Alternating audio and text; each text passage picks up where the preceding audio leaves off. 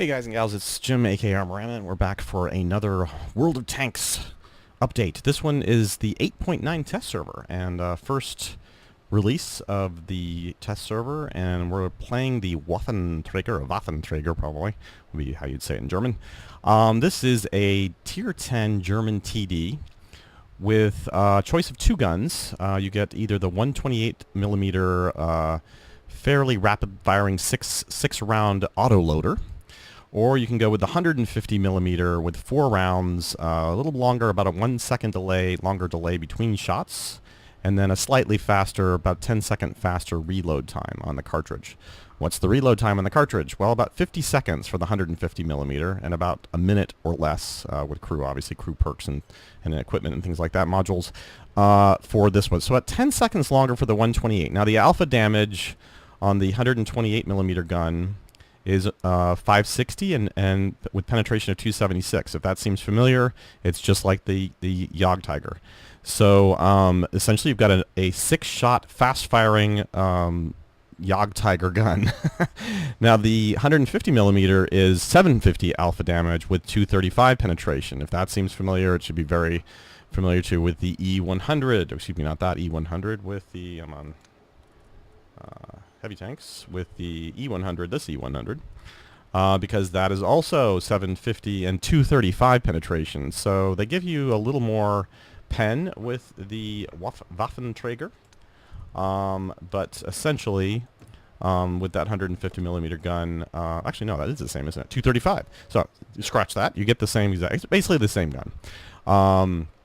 So how does it play? Well, it plays pretty well. I had some early games in it which were fairly disastrous, but you have to remember the test server has a lot of people playing on it which are throwing a lot of gold ammo around. I wasn't using a fully trained out crew. I decided to switch out my Jagdtiger crew, so this is my Jagdtiger crew with 3 perks and skills. So now I've got 6th Sense and so forth, which I think is the only really good way to evaluate these. Also, currently I have it armed with the 36 rounds of AP, 18 APCR, and 6 HE shots for the 128mm gun. Again, with this, the difference here is with the alpha damage on the 150mm gun will go up to 950 with the HE rounds. And I did briefly watch Cookie Baby playing from a video on his YouTube account, playing with this gun and using a lot of HE against other Waffenträgers, because the trick with this tank is you have no armor up here. You have 20mm of frontal armor, 10 side, and 8 rear, which, let's face it, there is no rear. So I'm not even sure what they're saying rear. Is this little strip here the rear, I guess? I don't know. That said, I did throw several rounds into the I think in various various matches, I should say. I sent several rounds into the rear of this, and it didn't really do more than just damage. Now, I couldn't see if they took crew damage and additional damage from an AP shot. I would assume even an AP shot exploding here in the rear would cause massive crew, loaders and damage and things like that. But it doesn't seem to. So from that sense, the damage model, I'm not sure whether it'll be changed. But again, he was being very effective. I saw one, like 1,000 HP shot, because again, there's a range of damage. Standard shell damage is saying, why is it saying, standard shell damage is saying 420 to 700 with this gun. And with the 150, it's saying a range of 563 to 938. So yeah, that isn't a huge range actually. So interesting. They even show you the autoloader here. You can see it feeding down. There's 4 shots with that gun, and let's see if they actually change it for this one. No, looks like the same exact autoloader setup. So the graphics don't actually change in this area. It looks like, anyways. Interesting. You can recognize the 128 because it's much longer, obviously, than the 150. The 150 is a shorter, stubbier gun. Gun depression seems pretty good on this gun. Not great. I mean, it's so high up in the air that I think you're still going to have to expose a lot of your tank to come out.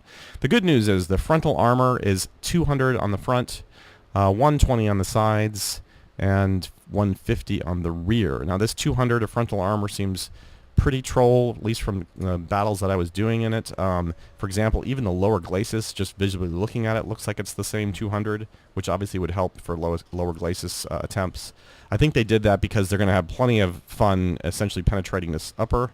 I did have several games. For example, one game where you know they essentially hit my lower gun here, and I believe there was another game where they hit here, or maybe I'm thinking of a game where I actually hit there, and I believe I did pen there and do the 560 damage. So anyway, scratch that. So yeah, we're going to see probably occasionally some bounces off this just because of all the angular surfaces and things. But that's just going to be essentially luck, you know, kind of a luck shot. I think where this tank is going to, this TD is going to work well is essentially as a terror tank because, especially with this 6 rounds, that's, you know, 3k potential damage per shot. There isn't a tank with 3 penetrations that it couldn't take out. For example, obviously a Moss, maybe not from the front. But you are looking at, again, with this barrel, you're looking at just standard penetration for an AP shot of 276. If you go up to the APCR round, 352. So yeah, good gracious, good. Yeah, whatever. That I was trying to say good something, but I can't remember what the heck I want to say now. So I'll just leave it at that.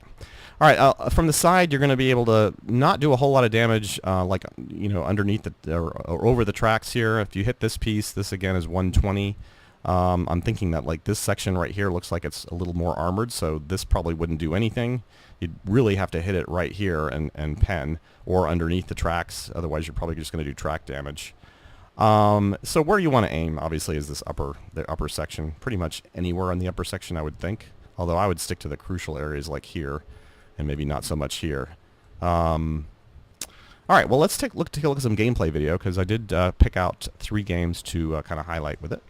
Okay, this first battle is on Tundra, and you can see I'm using the 150 millimeter gun in this battle because I kind of immediately just did that normal assumption that, oh, the second gun must be the better gun, right? I didn't really even think to look at them. So at this point, this is my 4th game third or fourth game in a Waffenträger, and I happened to notice this guy next to me.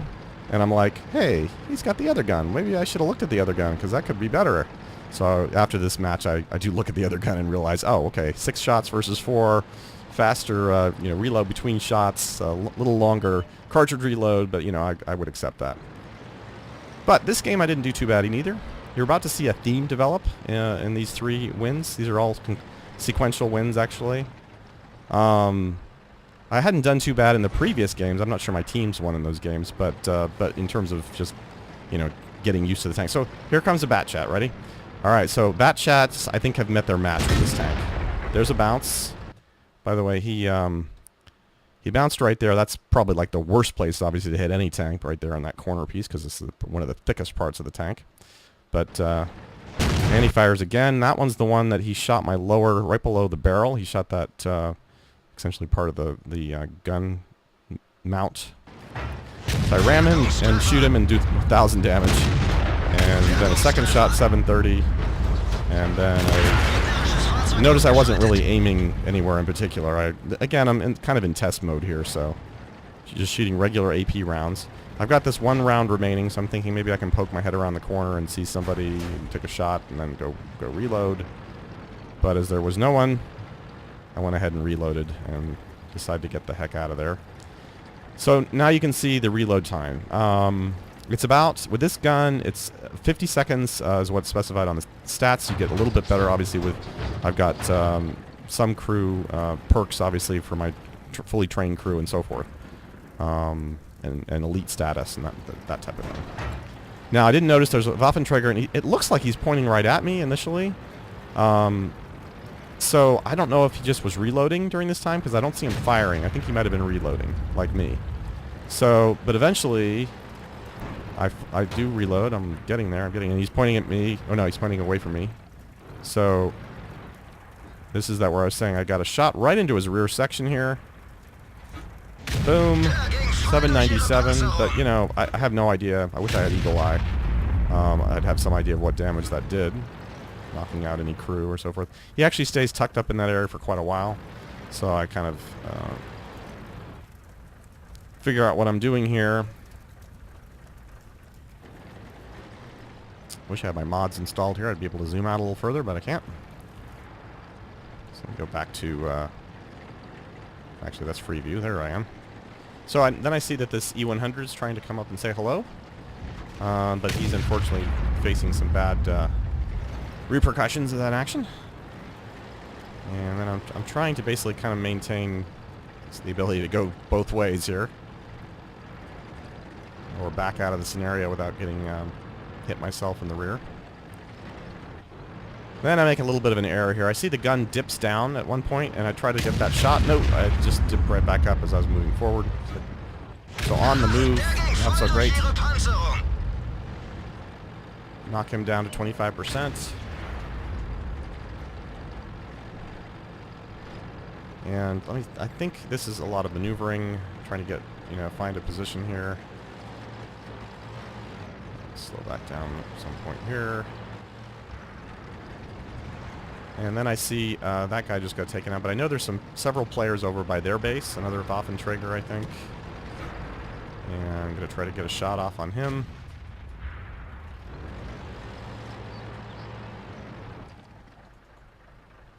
But I don't think enough of them was showing up to even try. And then there's the two over here. So that guy's at 100%. And I was facing a lot of lag. You can see my lag is in the 180 millisecond range. So my aim times and so forth, you can see there he hit me right in the gun shield. You can see kind of where the red dot is there. And I believe I took the whole 560 damage on that. But, considering how much in reality that would have done, because it's an open exposed area, it's not too bad, actually. So then I bounce a shot, I get off the gun shield, I believe. Take that shot late. Well, that might have actually been, I think I have a shot here on the front of the tank. Yeah, see that grazing shot along the front? That might have been that shot. I don't believe I had that earlier. And then we're just trying to essentially get into, finish off these remaining two tanks. Both Waffenträgers. One, of course, has actually killed 3. That one's gone. So now we just got the version Waffenträger out there, and he's down to 32. He's down to 11. I think he's about to die. I'm trying to remember what happens here. Alrighty, here we are on Himmelsdorf, and I've switched now to the 128 millimeter gun. So you can see the reload time. I just loaded. Wait, no, I didn't. I didn't load yet because we haven't started yet. Hold on, let me skip ahead a bit. 10, 9, 8, 7, 6, 5, 4. Okay, here we go. So now we're loading. Because of the armor on the front, gun shield and stuff, I've decided not to try to play that corner. I don't think this is a tank. Maybe at long range you could probably do some mayhem, especially with the accuracy of this gun and so forth. But I think being in to some degree a protected area, or either play this tank hyper aggressive, essentially like as a bully, because of your your rate of fire and so forth. When you can, teamed up with other tanks and so forth. But otherwise, you really are going to need to maintain some cover and so forth, especially when you need to reload, because you're not going to be able to survive. Well, so I did get by here. I thought was good. Oh, like, why am I going so fast?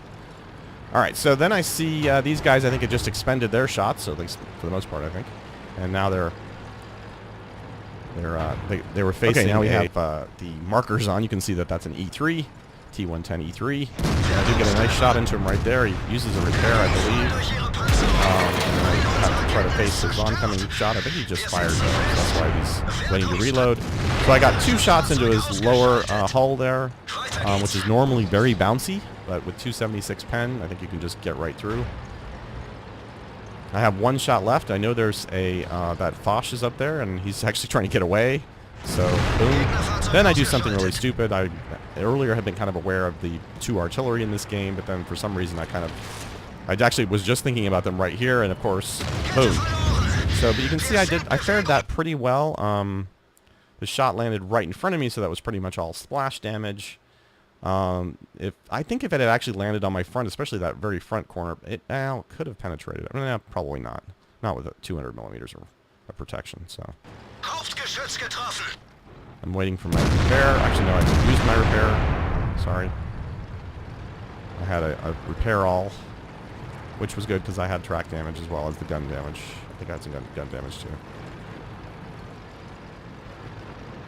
So then, as we're coming up on this this cross street here. I realized that there's another Waffenträger, but luckily he's again pointed away from me. So I'm not reloaded, so I decided to kind of bug out here and let those guys finish him off, because I'm sure they will.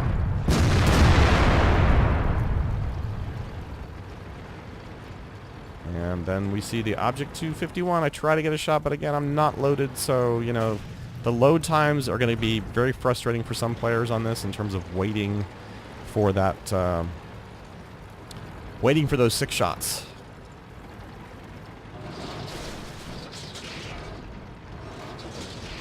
And I'm sure there's some players who might argue, well, if you'd used the 150, you might have been reloaded at that point, which is true for that one particular shot. But I think you're going to see in this that having 6 rounds, here comes a BatChat, having 6 rounds definitely is to your benefit a lot of times. Missed that shot on him. Come back. Again, I'm facing again, a lot of lag, 180 milliseconds. So we've had 2 battles now, and we've killed 2 BatChats. What do you want to bet we can kill a third? Next battle. So again, our gun is damaged. We're seeing some... this gun gets damaged easily, and that's probably from the shots to the upper gun shield area. So you are going... You know what? Probably a good skill to have on this is going to be the armorer skill, where you can shoot well with a damaged gun. I would think that right off the bat, because I can already see, especially in the matches I'm thinking about, that this gun definitely gets damaged. Whether it's the 150 or the 128, you're going to face a lot of gun damage.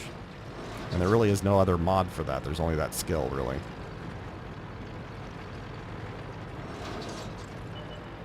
Which is interesting, because I think they should add something to the game that they haven't yet considered adding, maybe as a module or something. And that is the bolt-on armor or additional armor that a lot of people in World War II added to their tanks. I'm thinking specifically, obviously, of tanks like the Sherman, where they would add. So I got enough shots there, finally took him out. But you can see that I was really fighting some of the lag here with the reticle bouncing around the way it does with really bad lag.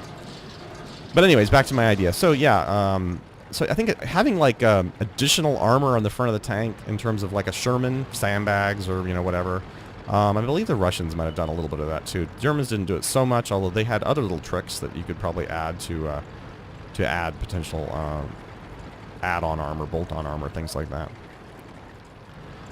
So it's at this point, I've got 5 kills. I really wanted to maybe get out there and get that other WT, but I'm still reloading. I'm only 3/4 up through my reload. I didn't know if he was gonna. I figured he would charge the cap, but he didn't. He actually moved off in a weird direction.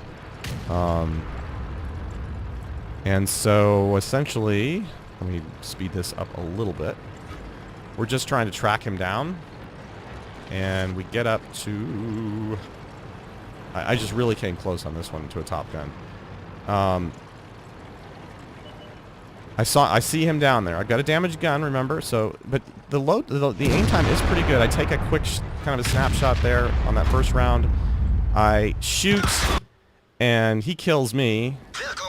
And I did hit him right there, and you can see I knocked him down from, 30-something% down to 2%. So really close there to both of us killing each other, but at least I would have got a Top Gun there if I had killed him, I think. So, yeah, not a great outcome, but it was 5 kills in this particular matchup, which we did not have. We had a lot of good tanks in this that we were fighting. It wasn't all Waffenträgers, so it wasn't kind of a bogus example.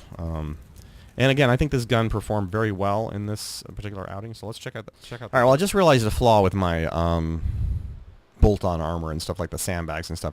I'm thinking actually that they might have done that more for the Panzerfausts that they were facing with the Germans, because Panzerfausts were these, infantry-carried weapons and things like that.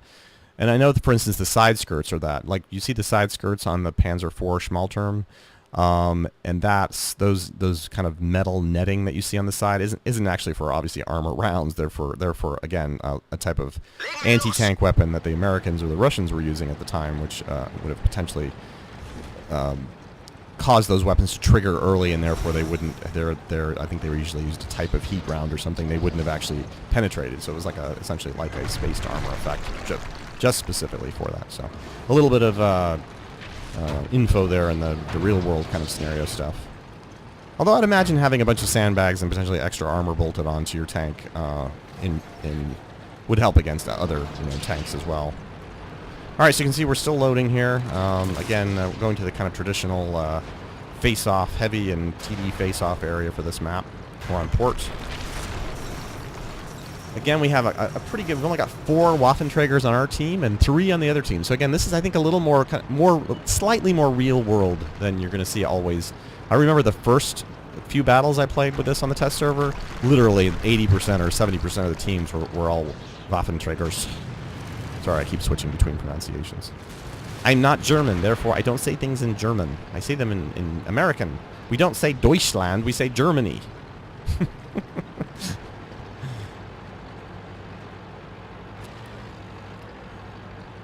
Alright, so, I believe there's another one of their Waffenträgers already been hit over here.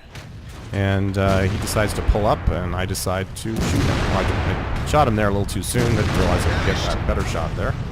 So there goes one with 471 damage. And I pull back because you can see that my gun depression, while it's okay, because of the height of the tank, you do have to expose yourself a lot in these types of scenarios. Way more than, say, a turreted tank would or something like that.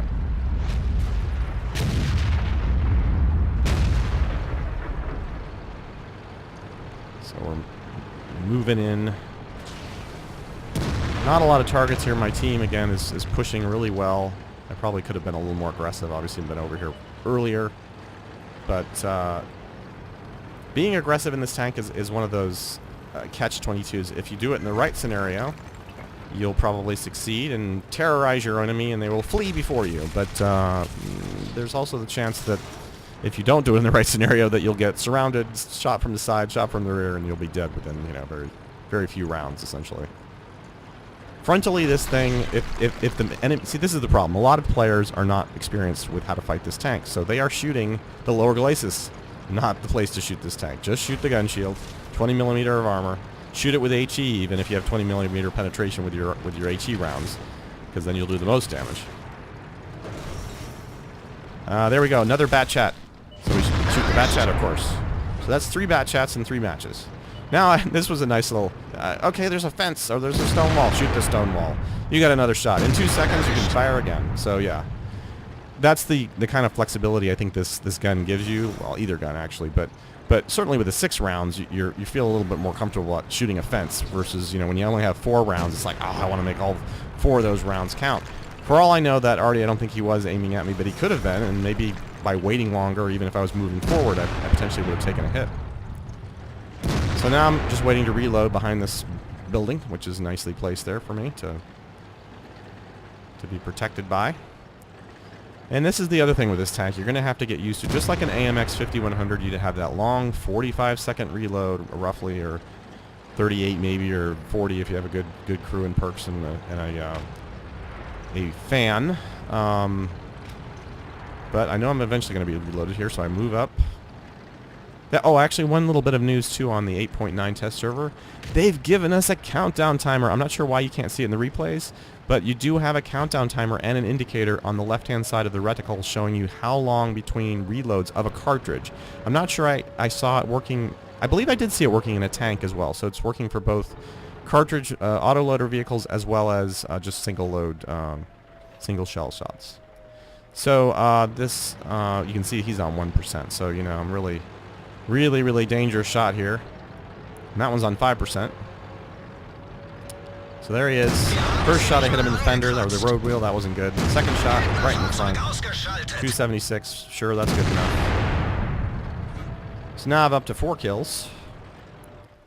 And I figured, well, why not make it 5 and do the same exact thing we did last time, not get top gun, but get 5. So yeah, that was my plan all along.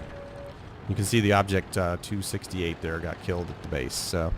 So again, that's it for the gameplay. All right, so I hope you enjoyed those 3 gameplay videos, and there are going to be obviously lots of videos out on the Waffenträger. I'll be the first maybe YouTuber to say I like the 128mm gun better than the 150. I just think the 150, maybe on the test server, firing a bunch of gold and firing against like 5 or 6 other Waffenträgers is going to be a good matchup. But I think in the real world gameplay, I think the 128 is probably going to be a better selection gun. That's why essentially, if you again look at the tech tree, they are both tier 10 guns. So this is Wargaming essentially saying, pick your gun, the way you want to play. They defaulted to this gun, which tells me that they think this gun probably is the better between the two. Although that isn't necessarily the case for the E100 also can do 2 guns.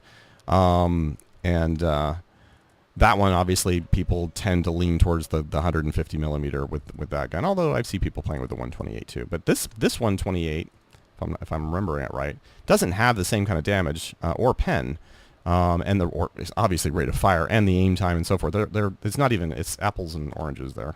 So, anyways, yeah, if the E100 came with this gun, even firing single fire mode, that would be pretty amazing, actually.